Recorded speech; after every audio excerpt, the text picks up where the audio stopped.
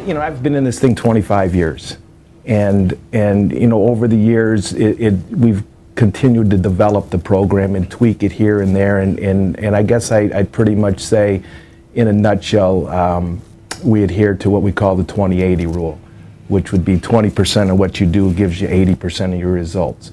So once we've diagnosed that 20% in each individual kid, then we really focus on that 20%, get the 80% of the results out of there, and then we fill in the blanks from there for each individual. A lot of what we do too has to do with leadership and internal motivation. So my marker is always if I could walk out of that room and they're still working at a championship level without me having to stand over them and teach them and you know how hard they need to work, or you know drive them myself. I want them to be able to do it and drive each other. So we're really trying to build as much leadership into what we're doing from a team standpoint. It's the attitude and the motivation and the will to drive yourself to you know, past that level of, you know, when you think, you know, you had it all in, to go past that, you know, level of, you know, pushing it and getting through, you know, your weakest link, and just making sure that you push yourself and, you know, you strive to be better and be great. Without buy-in, you've got nothing, you know, and it's something that's the first goal when you go to a new program is you got to get buy-in, and it's not easy to get, but that's the first goal that we try to get. Strictly physically, he's gotten us in great shape. A lot of guys have lost body weight, or body fat, and really, you know, trimmed up and are leaner football players. And then at the same time, he's really, you know, with that, you're mentally tougher. If you're able to be more conditioned than your opponent, then you can lock in and understand your assignment every play instead of getting fatigued and slacking off on certain plays. He just does a great job in helping the players realize that, you know, strength and conditioning is just as important as meeting rooms. It's just as important as a playbook, and it's just another dimension to the football game. And so he brings that a new type of energy, and he's like the third head coach out there for, you know, for me. There's Coach Kelly, then there's Coach Diaco, then, you know, there's Coach Longo. They're all pretty much in the same plane. You know, we're looking to peak in October and November, so everything that we do is set up for that. That's the way that Coach Longo designed the program, is for us to peak at the end of the season, really. So we're building up throughout the season, where, you know, typically you're getting weaker and you get dinged up and get injuries, and you just kind of, your body just kind of crumbles as you go through the season. And I've felt that before. And last year at the end of the season, I felt ready to go, and I'd had, you know, some nicks and bruises throughout the season, but just the things that he does keeps us strong and limber. That's his entire goal. You know, he's got it all structured so that we peak in November, and you know that's been huge for us. You know, we weren't getting that done before, and you know we got evidence of it as the way we finished last year. That, you know, what he's doing, he knows what he's doing, and it's paying off. Longo Beach is it's about an 80-yard strip of sand that we have. It's maybe 5 yards wide, so we can fit at least 3 guys in there. And really, what we're trying to do with that is just get them to be able to compete and sprint in the sand without having all the pounding. Probably the most difficult thing that we have to do is to get these guys, you know, into peak condition and get them better in everything they do without getting them hurt.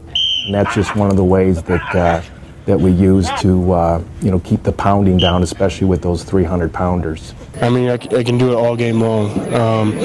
You know, once you get your body in the right shape, it makes it easier to play at a high level.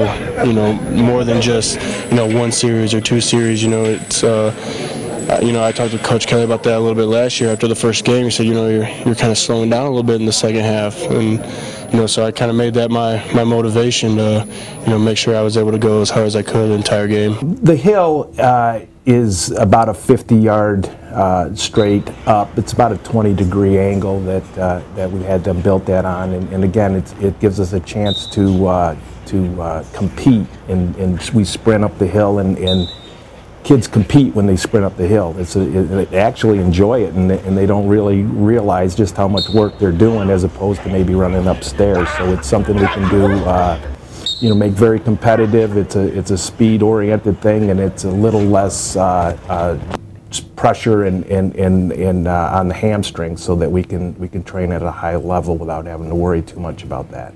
It helps me do everything better, basically.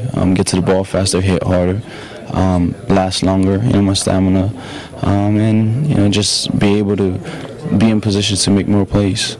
When it comes to the weights, so much of it is from a leverage situation. So if you've got longer arms or shorter legs, you're at an advantage or a disadvantage. So really, it's a lot of the things we do in terms of the weights is how fast you can move the weight, not how much you can move.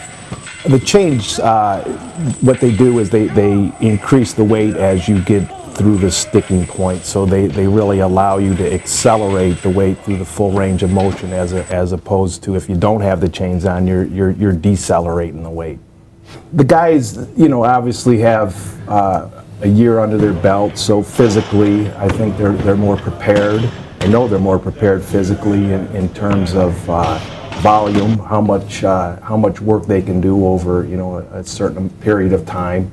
I think their bodies have changed quite a bit in terms of being able to run our up-tempo offense and be able to acclimate to the tasks that we have them do on the field, and they know what to expect, which is huge. Every day they know what to expect, so they know what they're going to do tomorrow, they know what they're going to do the next day, and that's a big factor. The steps that they make are not always on the front end. In other words, it's not always how much they can do or how much higher they can jump. It's to be able to perform at that level in the fourth quarter, and that's what we're talking about when you hear us. A lot of times you'll hear the word volume. That's what we're talking about, is the ability to run fast and jump high and get from point A to point B in the fourth quarter, as well as the first quarter.